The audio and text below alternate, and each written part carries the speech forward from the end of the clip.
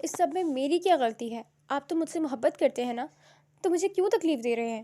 شفق روتے ہوئے بولی، تمہاری غلطی یہ ہے کہ تم اس کی بہن ہو جس نے مجھے تکلیف دی ہے، اب بدلے میں کچھ تو سزا بنتی ہے نا۔ زارون نے اس کی ٹھوڑی پکڑتے چہرہ اونچا کیا، تم آج سے میرے حکم کی پابند ہو، جو میں کہوں گا وہی کرو گی۔ زارون نے سخت لہجے میں کہا، ہرگز نہیں، میں آپ کی غلام نہیں ہوں جو آپ کے اشاروں پر چلوں گی، میں جیتی جاگتی انسان ہوں، آپ مجھ پر یوں حکم نہیں چلا سکتے۔ شفق نے غصے سے زارون کا ہاتھ اپنے چہرے سے جھٹکتے ہوئے کہا، دیکھتے ہیں مائی ڈیئر، کون کس کو اپنے اشاروں پہ نچاتا ہے۔ زارون نے اس کا گال تھپکتے ہوئے کہا، جبکہ شفق اسے سرخ نگاہوں سے گھور کر رہ گئی۔ ہسپتال میں معمول کا رش تھا، ڈاکٹرز پورے انہماک سے اپنی ڈیوٹیز انجام دے رہے تھے۔ ڈاکٹر شفق، آپ بیڈ نمبر 6 کے پیشنٹ کو دیکھ لیں گی؟ وہ پھر سے کھانا نہیں کھا رہا، بہت ضد کر رہا ہے، آپ سے سنبھل جاتا ہے، ہم سب نے کوشش کی مگر ہماری تو بات ہی نہیں سن رہا۔ ڈاکٹر سدرا نے پریشانی سے ڈاکٹر شفق کو کہا۔ ڈاکٹر شفق مسکراتے ہوئے بیڈ نمبر 6 کی طرف بڑھ گئی۔ میں نے کہا نا، مجھے نہیں کھانا کھانا، مجھے بس جانا ہے یہاں سے۔ ذیشان، آپ پھر سے ضد کر رہے ہو، سسٹرز آپ کا خیال رکھ رہی ہیں اور آپ انہیں کیوں پریشان کر رہے ہو؟ ایسے تو بیڈ بوائے کرتے ہیں نا، اور آپ تو گڈ بوائے ہو، پھر ایسے سب کو تنگ کیوں کر رہے ہو؟ ڈاکٹر شفق نے اس کے بالوں میں پیار سے ہاتھ چلاتے ہوئے کہا۔ 6 سال کا بچہ جس کا نام ذیشان تھا نے پوری معصومیت سے ڈاکٹر شفق کو دیکھا۔ ڈاکٹر، میں یہ کھانا کھاتے کھاتے تھک گیا ہوں، مجھے برگر کھانا ہے، بچے نے منہ بسوڑتے ہوئے کہا۔ اف ہو، تو یہ مسئلہ ہے، آپ کھانا کھا کر بور ہو گئے ہو، ایسا کرتے ہیں آپ یہ کھانا کھا لو، پھر میں آپ کو چاکلیٹ دوں گی۔ ڈاکٹر شفق نے اس کے بال بگاڑتے ہوئے کہا، جس پر بچے کی آنکھیں چمک اٹھیں اور وہ پھرتی سے اپنا کھانا ختم کر گیا۔ سب نرسز نے حیرت سے اس بچے کو دیکھا جو پہلے تو کھانا کھانے کے لیے مان ہی نہیں رہا تھا اور اب چاکلیٹ کے لالچ میں کس طرح سے اپنا کھانا ختم کر گیا تھا۔ میری چاکلیٹ؟ بچے نے کھانا ختم کر کے اپنا ہاتھ شفق کے سامنے پھیلایا۔ شفق مسکراتے ہوئے چاکلیٹ اسے تھما دی، جس پر وہ خوشی سے چاکلیٹ کھانے لگا۔ دوپہر کا وقت تھا، ماہین گھر میں داخل ہوئی اور فوراً کچن میں جا کر پانی پینے لگی۔ امی، کیا بنایا ہے کھانے میں؟ ماہین نے بے تابی سے اپنی والدہ نزہت بیگم سے پوچھا۔ اف ہو ماہین، جا کر منہ ہاتھ تو دھو لو، آتے ہی کھانے کی پڑ گئی۔ نزہت بیگم نے اسے گھورتے ہوئے کہا۔ امی، منہ بعد میں دھو لوں گی نا، پہلے کھانا دے دیں، بہت بھوک لگی ہے۔ ماہین بے تابی سے بولی۔ بیٹھو، دیتی ہوں کھانا۔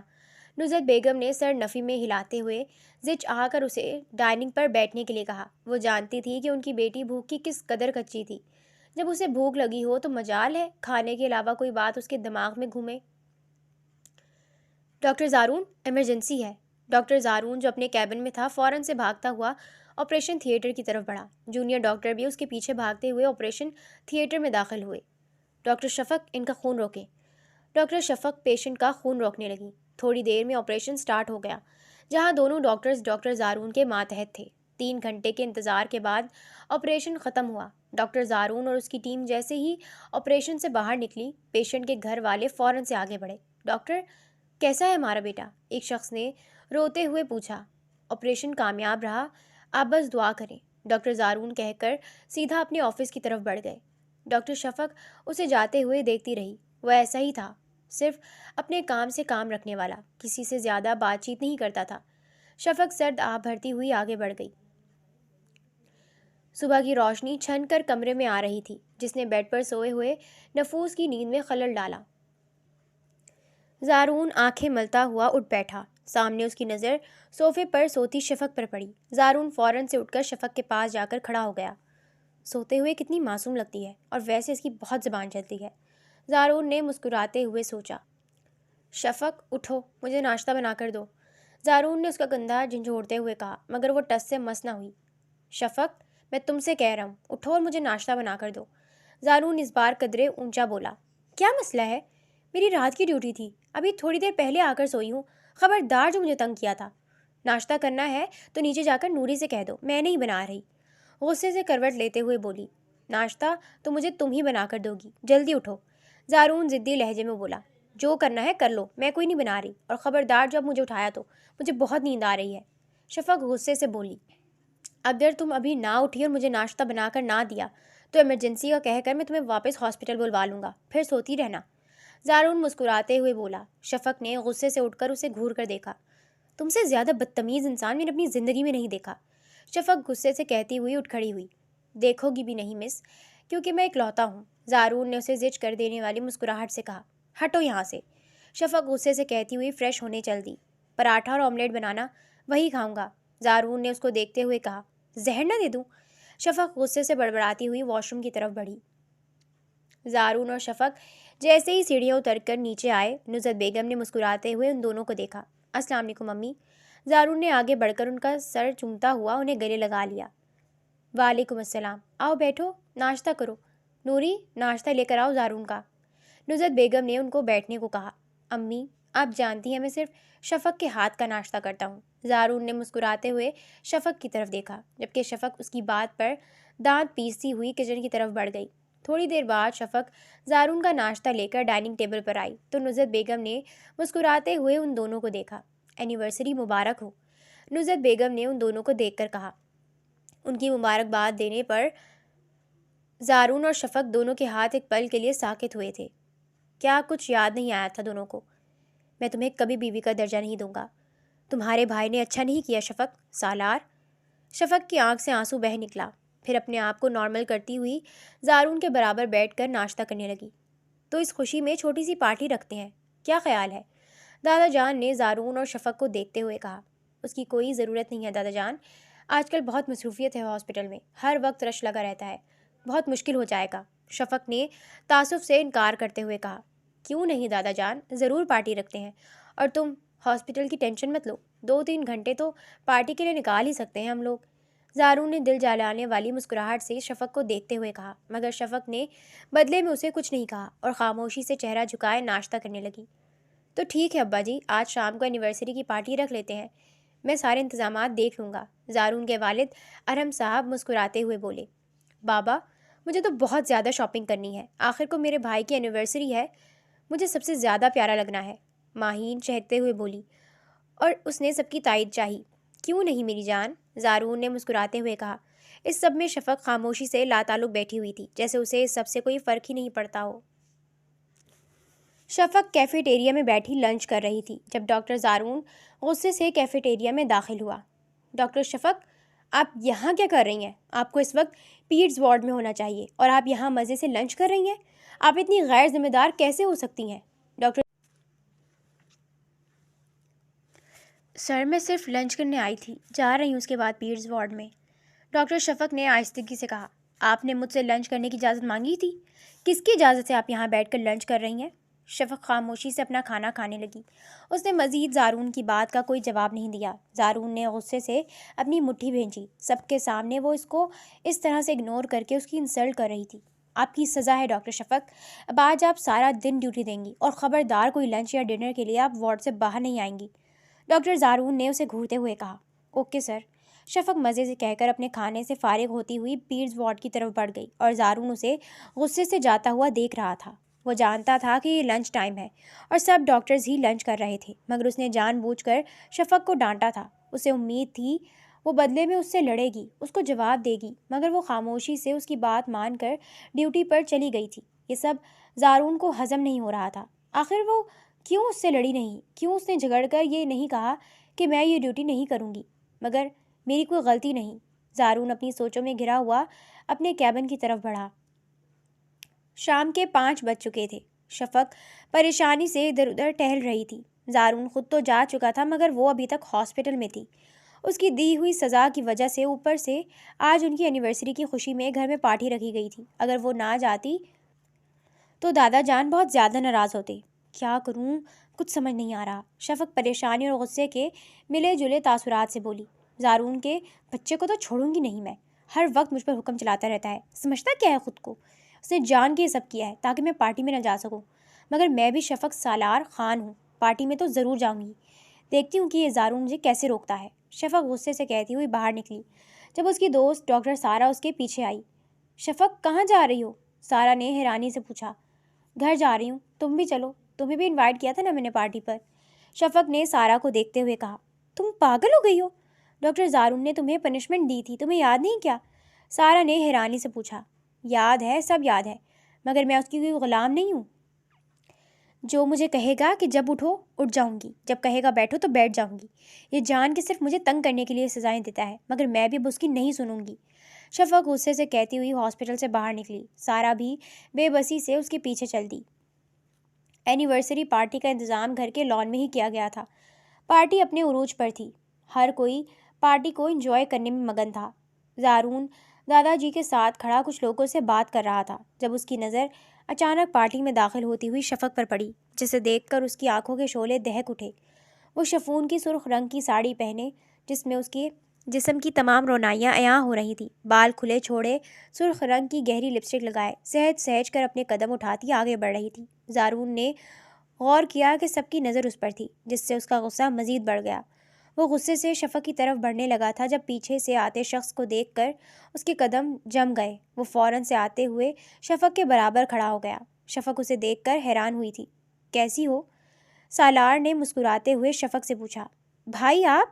شفق حیرانی سے سالار کو دیکھتے ہوئے اس کے گلے لگی۔ ہاں میں، اپنی بہن کے اتنے خاص دن پر کیسے نہ آتا؟ سالار مسکراتے ہوئے اسے گلے لگا گیا۔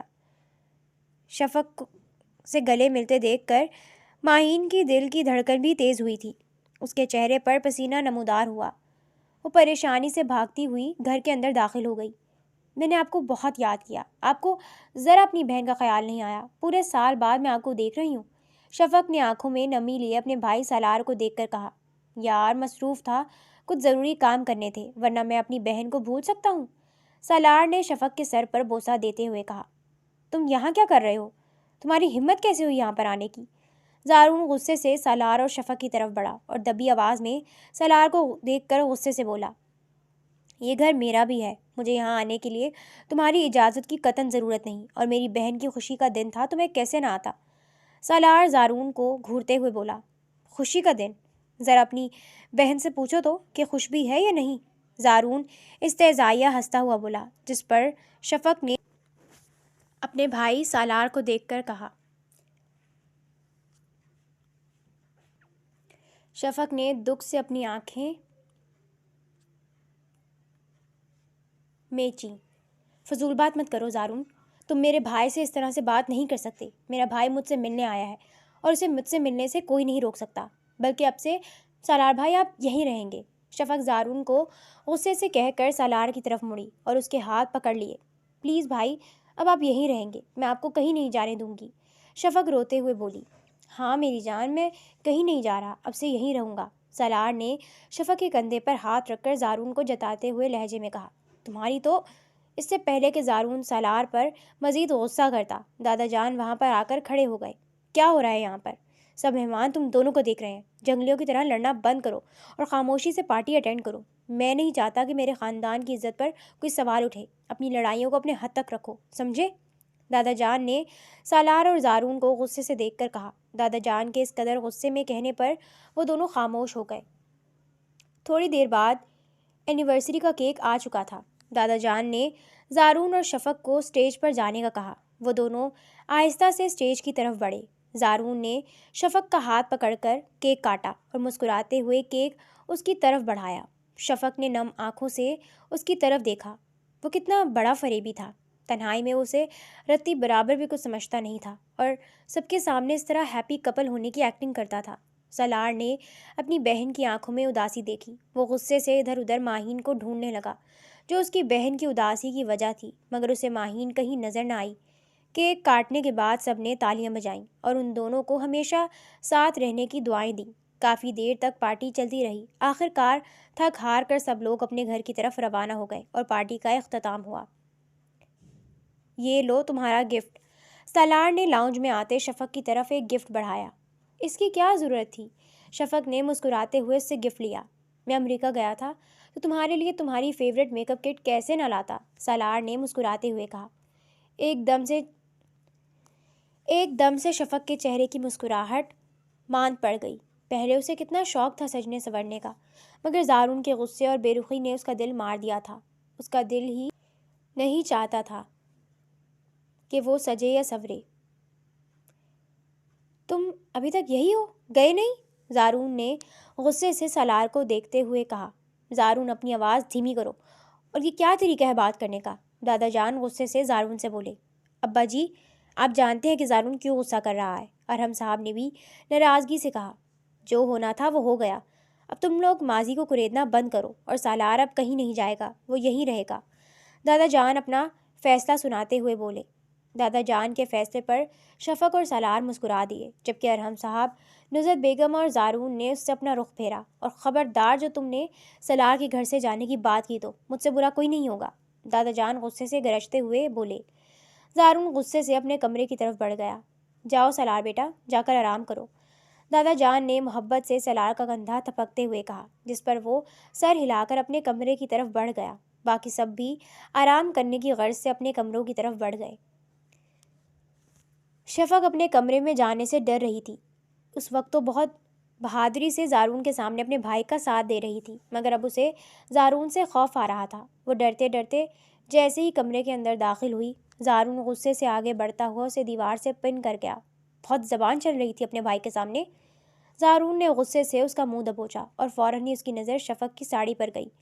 زارون کے غصے کا گراف بڑھتا چلا گیا۔ اور تمہیں شرم نہیں آئی یہ بےہودہ لباس پہن کر سب کے سامنے آنے کی؟ زارون نے غصے سے اس کا بازو دبوچتے ہوئے کہا۔ چھوڑو مجھے، میری مرضی، میں جیسے مرضی کپڑے پہنوں، تمہیں اس سے کیا؟ شفق چیختے ہوئے بولی۔ سارے مطلب میرے سے ہی تو ہیں تمہارے، زارون نے اسے بیڈ پر دھکا دیتے ہوئے کہا اور خود اس پر حاوی ہو گیا۔ کیا ہوا زارون؟ ارحم خان، بھول گئے تم نے کیا کہا تھا کہ تم مجھے کبھی بیوی کا درجہ نہیں دو گے؟ اب اپنی ہی بات سے مکر رہے ہو؟ شفق طنزیہ مسکراتے ہوئے بولی۔ زارون، جو اس کے چہرے پر جھکنے لگا تھا، اس کے الفاظ سن کر فوراً سے پیچھے ہٹا۔ میں صرف تمہیں اتنا بتانا چاہتا ہوں کہ میں کیا کر سکتا ہوں۔ آئندہ اس طرح کا لباس پہن کر باہر گئی تو میں تمہاری ٹانگیں توڑ کر تمہیں چلنے پھرنے سے محروم کر دوں گا۔ زارون اس کے ہوش ربا حسن سے نظریں چراتے ہوئے بولا۔ تم اپنے آپ کو… شفق ابھی بولنے ہی لگی تھی کہ اچانک اس کا فون بجا۔ وہ فوراً سے کال ریسیو کر گئی۔ ہاں بولو سارا، کیا بات ہے؟ شفق نے پریشانی سے پوچھا۔ ڈاکٹر شفق، کچھ ٹھیک نہیں، آپ کے پیشنٹ ذیشان کی حالت بہت زیادہ خراب ہو گئی ہے، جلدی سے ہاسپٹل آ جائیں، سارا نے پریشانی سے کہا۔ میں آ رہی ہوں۔ شفق نے پریشانی سے فون بند کیا اور تیزی سے ڈریسنگ روم کی طرف بڑھی۔ تھوڑی دیر بعد وہ کپڑے تبدیل کر کے اپنا اسٹیتھوسکوپ اٹھاتی وہ کمرے سے باہر جانے لگی۔ کہاں جا رہی ہو؟ اسی وقت زارون نے اس کا راستہ روکتے ہوئے پوچھا۔ میرے پیشنٹ ذیشان کی حالت بہت خراب ہے، ہاسپٹل جا رہی ہوں، شفق نے نم آنکھوں سے کہا۔ میں چلتا ہوں تمہارے ساتھ۔ زارون اسے لیے پورچ کی طرف بڑھ گیا۔ ڈاکٹر شفق فوراً سے آپریشن تھیٹر کی طرف بڑھی۔ زارون بھی پریشانی سے اس کے پیچھے بڑھا۔ اس کا فوراً آپریشن کرنا ہوگا ہمیں، ڈاکٹر زارا نے ڈاکٹر شفق کو دیکھتے ہوئے کہا۔ مگر آپریشن کی ڈیڈ لائن تو 1 ہفتے بعد کی تھی نا، شفق نے پریشانی سے کہا۔ ہاں مگر اس کی حالت بہت زیادہ خراب ہو گئی ہے، اسی وجہ سے ہمیں ابھی آپریشن کرنا ہوگا۔ ڈاکٹر زارا کے کہنے پر آپریشن شروع ہو چکا تھا۔ 4 گھنٹے آپریشن چلتا رہا اور آخرکار آپریشن کامیاب ہو گیا۔ شفق نے آسمان کی طرف دیکھ کر اللہ کا شکر ادا کیا اور مسکراتے ہوئے باہر نکلی۔ ڈاکٹر، کیسا ہے میرا بیٹا؟ پیشنٹ کی والدہ پریشانی سے ڈاکٹر شفق کی طرف بڑھی۔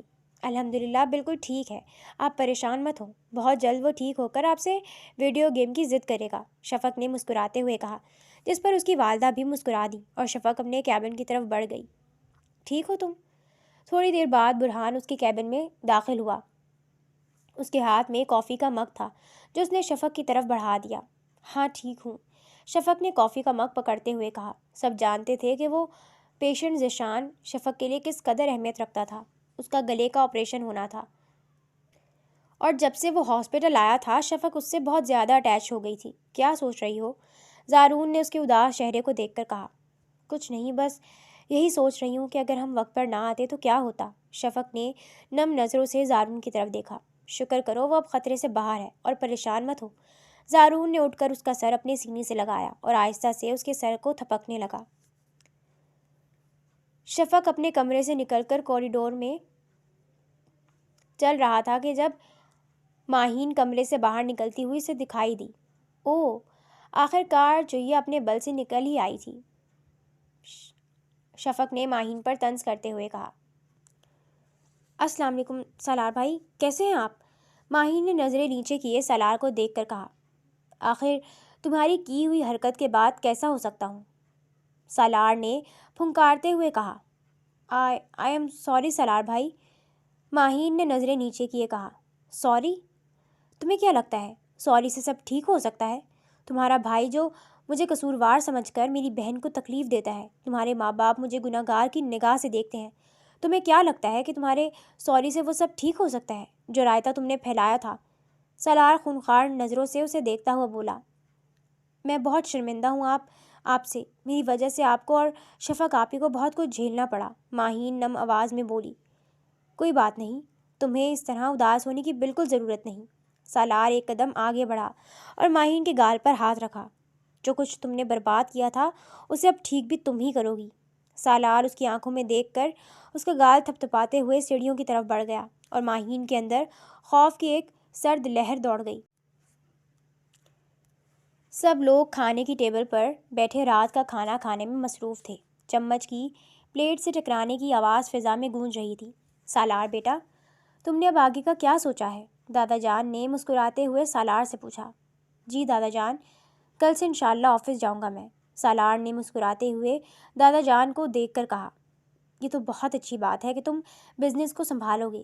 ارحم بھی اب تھک جاتا ہے اور زارون، اس نے تو ڈاکٹر کی نوکری سنبھال لی ہے، تو بزنس کو سنبھالنے والا بھی تو کوئی ہونا چاہیے نا۔ مجھے بہت خوشی ہوئی تمہارا فیصلہ سن کر، دادا جان نے مسکراتے ہوئے سالار کا کندھا تھپتھپاتے ہوئے کہا۔ تمہاری اس محبوبہ کا کیا ہوا؟ کہاں ہے وہ آج کل؟ ارحم صاحب نے سخت لہجے میں سالار کو دیکھ کر کہا۔ چاچو، وہ اب میرے ساتھ نہیں ہے، مجھے چھوڑ کر چلی گئی ہے، سالار نے ماہین کو گھورتے ہوئے کہا، جس پر ماہین بوکھلا کر اپنی پلیٹ پر جھک گئی، جبکہ سالار کی بات پر دادا جان کچھ سوچنے میں مصروف ہو گئے تھے۔ ارباز خان کی 2 اولادیں تھیں، سالار خان اور ارحم خان۔ سالار خان کی شادی ان کی پسند سے عارفہ بیگم سے ہوئی تھی، جبکہ ارحم خان کی شادی ان کی خایہ زاد نزہت بیگم سے ہوئی تھی۔ شادی کے سال بعد سالار خان کے گھر ننھے سالار خان کی کلکاریاں گونجنے لگیں تو دوسری طرف ارحم خان کے گھر زارون خان کی کلکاریاں گونجنے لگیں۔ سب لوگ بے تحاشا خوش تھے۔ ارباز خان کی بیٹی کی خواہش ابھی تک پوری نہ ہوئی، پھر اللہ نے ان کی سن لی۔ سالار خان کے 4 سال بعد گھر میں ایک بار پھر ننھے مہمان کی کلکاریاں گونجیں اور شفق سالار خان پیدا ہوئی۔ وہ گھر بھر کی لاڈلی تھی، دادا جان کی تو اس میں جان بستی تھی، سب لوگ اس سے بہت پیار کرتے تھے۔ زارون خان کی تو وہ فیورٹ تھی، بچپن سے ہی وہ شفق کے آگے پیچھے گھومتا پھرتا تھا۔ اسے اپنی تایا کی یہ فیری بہت پسند تھی۔ وہ اسی اسکول میں گیا جہاں پر شفق جاتی تھی، ہر اس جگہ جہاں پر شفق جاتی تھی وہ ضد کر کے وہاں پر جاتا تھا۔ دادا جان نے اس کی اس قدر شفق سے انسیت دیکھ کر اس کا رشتہ شفق سے طے کر دیا تھا، جس پر وہ بے تحاشا خوش ہوا تھا کہ شفق ہمیشہ اس کے ساتھ ہی رہے گی۔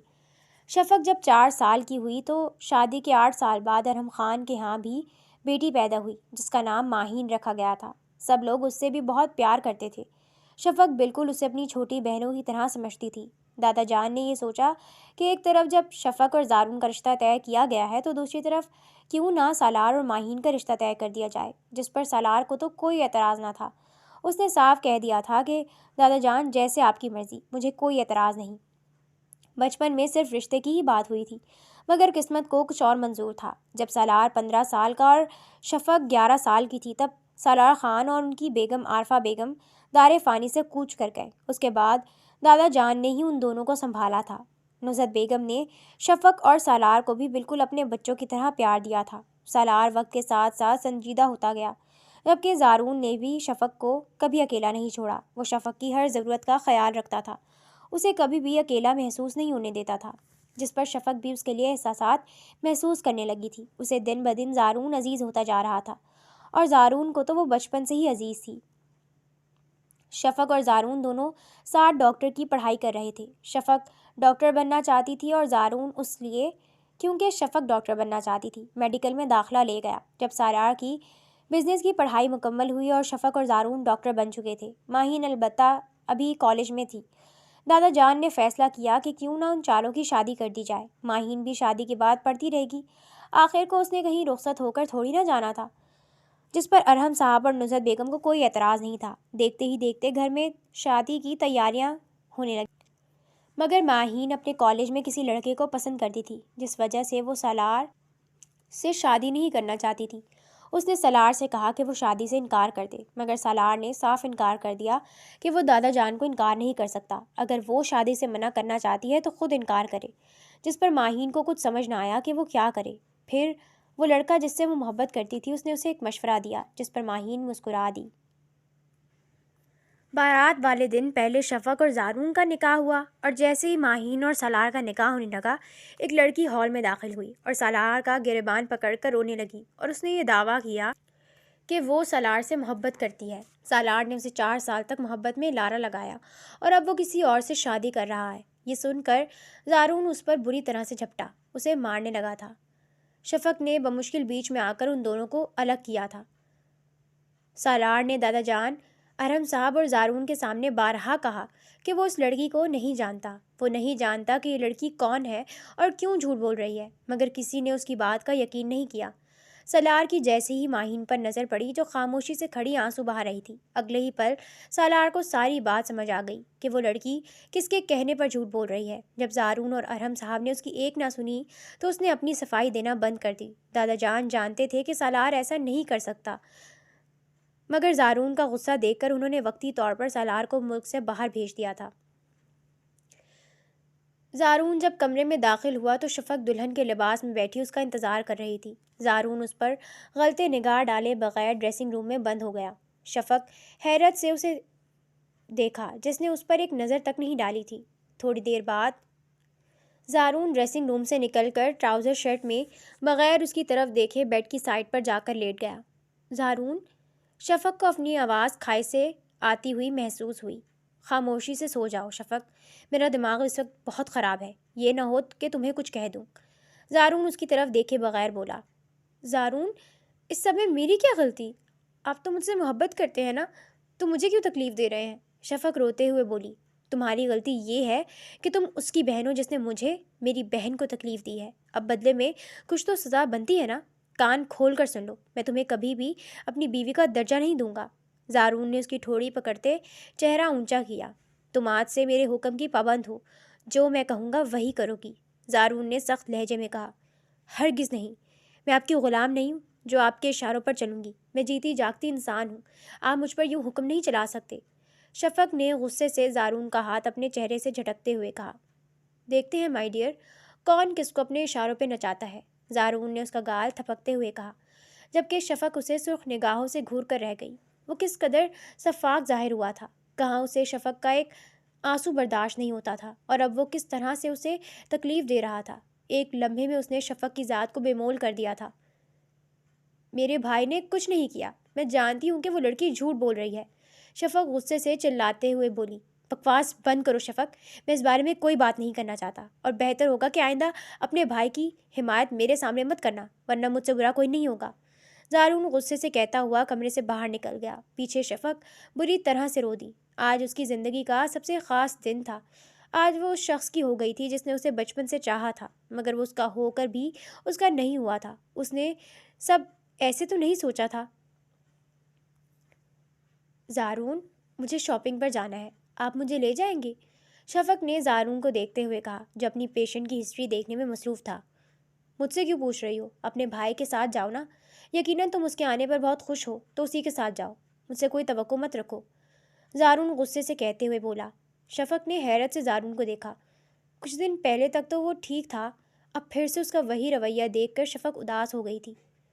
ٹھیک ہے، مجھے جانا ہی نہیں۔ شفق آنکھوں میں نمی لیے کمرے سے باہر نکل گئی۔ زارون نے غصے سے پین ٹیبل پر پھینک کر اپنے بالوں میں ہاتھ جکڑے۔ میں کیا کروں شفق، میں تمہیں تکلیف نہیں دینا چاہتا، مگر اس شخص کے آنے سے سب خراب ہو گیا ہے۔ اس کے دیے ہوئے زخم پھر سے تازہ ہو گئے ہیں۔ میری معصوم بہن اس کے آنے سے پھر سے ڈسٹرب ہو گئی ہے، زارون نے بے بسی سے کہا۔ کیا ہوا ہے شفق، میری جان، کیوں رو رہی ہو؟ سالار، جو ٹیرس پر کھڑا تھا، شفق کو تیزی سے کمرے سے روتا نکلتا دیکھ کر اس کی طرف بڑھا۔ کچھ نہیں بھائی، بس ایسے ہی، شفق نے فوراً سے اپنے آنسو پوچھتے ہوئے کہا۔ ایسے ہی تم نہیں روتی، میں جانتا ہوں، بتاؤ کیا ہوا ہے؟ سالار نے اس کی ٹھوڑی پکڑ کر اس کا چہرہ اونچا کرتے ہوئے کہا۔ بھائی وہ زارون ابھی تک وہ بات نہیں بھولے کہ کیسے اس لڑکی نے آ کر آپ پر الزام لگایا تھا کہ وہ آپ سے محبت کرتی ہے۔ میں جانتی ہوں بھائی کہ وہ جھوٹ کہہ رہی تھی، مگر زارون اور چاچو چاچی کو اس بات پر یقین نہیں، شفق روتے ہوئے بولی۔ میری جان، رونا بند کرو، اب میں تمہاری آنکھوں میں آنسو نہ دیکھوں، دیکھنا سب کچھ ٹھیک ہو جائے گا۔ سالار نے اسے گلے لگاتے ہوئے کہا، جبکہ اس کے دماغ میں ایک منصوبے نے جنم لے لیا تھا جس پر عمل درآمد کرنے کا وہ سوچ چکا تھا۔ ماہین اپنی یونیورسٹی کے باہر کھڑی ڈرائیور کا انتظار کر رہی تھی، مگر وہ ابھی تک نہیں آیا تھا۔ اچانک اسے یونیورسٹی کے باہر کونے میں کھڑا گولے والا نظر آیا۔ وہ فوراً سے گولا خریدنے کے لیے اس کے ٹھیلے تک گئی کہ اچانک سے ایک سیاہ رنگ کی گاڑی آ کر ٹھیلے کے پاس رکی اور دو نقاب پوش نے ماہین کو گھسیٹتے ہوئے گاڑی کے اندر کیا اور فوراً سے گاڑی آگے بڑھا لے گئے۔ یہ سب اس قدر اچانک ہوا کہ ماہین کو سمجھ ہی نہیں آئی کہ کیا ہوا ہے۔ وہ بری طرح مزاحمت کر رہی تھی کہ جب مقابل نے اس کے منہ پر کلوروفارم والا رومال رکھ دیا اور اگلے ہی پل وہ ہوش و حواس سے بیگانہ ہو گئی۔ کچھ دیر بعد ماہین کو ہوش آیا تو اس نے اپنے آپ کو ایک انجانے کمرے میں پایا۔ وہ فوراً سے دروازے کی طرف بڑھی، مگر دروازہ لاک تھا۔ کھولو، کوئی ہے؟ مجھے جانے دو یہاں سے، ماہین چلاتے ہوئے بولی، مگر کوئی اندر نہ آیا۔ جب چلا کر اس کا گلا بیٹھ گیا تو تھک ہار کر وہ بیڈ پر بیٹھ گئی۔ اچانک سے کمرے کے دروازے کے کھلنے کی آواز آئی اور مقابل اندر آیا۔ ماہین نے حیرت سے اپنے سامنے کھڑے سالار کو دیکھا۔ آپ مجھے یہاں لائے ہیں؟ ماہین نے خوفزدہ لہجے میں سالار سے پوچھا۔ ہاں ڈیئر کزن، میں ہی ہوں جس کے کہنے پر تمہیں یہاں لایا گیا ہے، سالار نے مسکراتے ہوئے کہا۔ سالار بھائی، پلیز مجھے یہاں سے جانے دیں، مجھے گھر جانا ہے، سب پریشان ہو رہے ہوں گے، پلیز سالار بھائی۔ ماہین روتی ہوئی سالار کا بازو پکڑ کر بولی۔ تم پریشان مت ہو ماہین، میں تمہیں گھر لے کر جاؤں گا، سالار نے اس کے آنسو پوچھتے ہوئے کہا۔ سالار کی بات سن کر ماہین کے چہرے پر مسکراہٹ آ گئی۔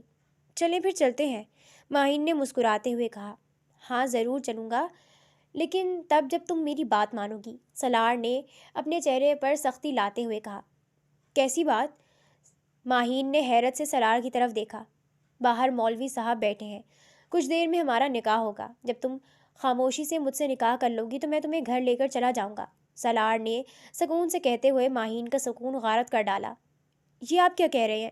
نہیں میں ایسا نہیں کروں گی، ماہین ایک قدم پیچھے ہوتے ہوئے بولی۔ تو پھر ٹھیک ہے، یہی رہو، سوچو اگر ساری رات تم گھر نہ گئی تو کیا قیامت گزرے گی تمہارے بھائی پر، سالار نے ماہین کو دیکھتے ہوئے کہا۔ آپ کس قدر ظالم ہیں، ماہین چلاتے ہوئے بولی۔ ہاں مگر تم سے کم، میں نے کسی کی شادی والے دن اس پر جھوٹا الزام لگا کر اس کی شادی نہیں روکی۔ بائی دا وے، تمہارا وہ عاشق، کیا نام تھا اس کا؟ ہاں زین، تم نے اس سے اب تک شادی کیوں نہیں کی؟ سالار نے اپنے دانت پیستے ہوئے پوچھا۔ وہ صرف ٹائم پاس کر رہا تھا، ماہین روتے ہوئے بولی۔ مجھ سے نکاح کر لو، وعدہ کرتا ہوں تمہیں عزت سے رکھوں گا، تمہارے اس تھرڈ کلاس عاشق کی طرح چھوڑوں گا نہیں، زندگی بھر ساتھ دوں گا، سالار نے ماہین کا بازو پکڑتے ہوئے اسے اپنی طرف کھینچا۔ وہ کٹی ڈال کی طرح اس کے سینے سے جا لگی۔ پھر لاکھ کوشش اور مزاحمت کے باوجود بھی ماہین کا انکار کسی کام نہ آیا اور وہ کچھ دیر بعد ماہین ارحم خان سے ماہین سالار خان بن گئی تھی۔ ماہین خاموشی سے کمرے میں بیڈ پر بیٹھی ہوئی تھی جب تھوڑی دیر بعد سالار کمرے میں داخل ہوا۔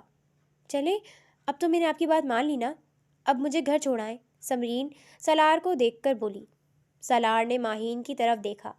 سیاہ رنگ کے شلوار قمیض، بال چٹیاں میں بندھے ہوئے جن میں سے زلفیں اس کے چہرے کے گرد تھیں، رونے سے سوجی ہوئی آنکھیں لیے وہ سالار کی طرف امید سے دیکھ رہی تھی۔